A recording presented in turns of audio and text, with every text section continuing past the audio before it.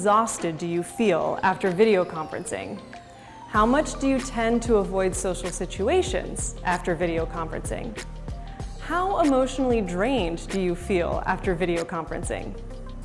These are a sample of questions used by Stanford researchers to measure how much virtual platform fatigue people are experiencing.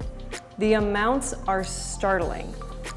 Another study from the Human Factors Labs at Microsoft found that brainwave markers associated with overwork and stress are significantly higher in video meetings than non-meeting work, like writing emails.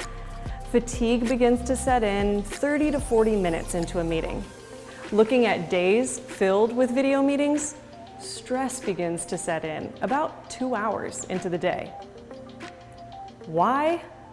Well, first of all, large amounts of eye contact and focusing on the screen is intense. We know people are scared of public speaking, yet what are they doing on a virtual platform? Speaking with everyone's eyes on them.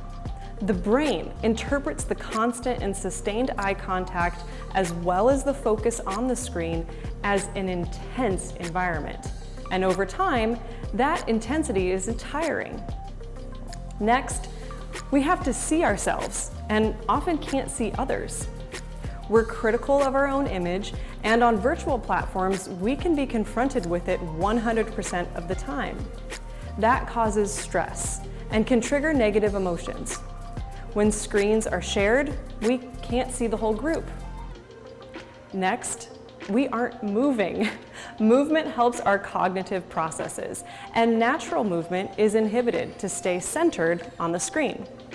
Taking in information and staying still doesn't create the movement needed to help our neurons connect to ideas, so we have to work harder to think.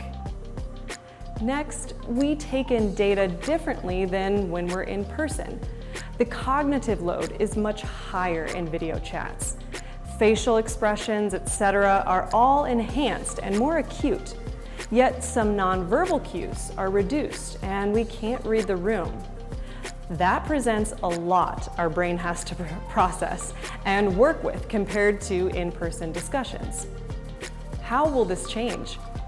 Jeff Hancock, founding director of Stanford Social Media Lab, states, "Ride sharing has brought up questions about whether you talk to the driver or not, whether you get in the back seat or the passenger seat. We had to evolve ways to make it work for us. We're in that era now with video conferencing, and understanding the mechanisms will help us understand the optimal way to do things for different settings, different organizations, and different kinds of meetings."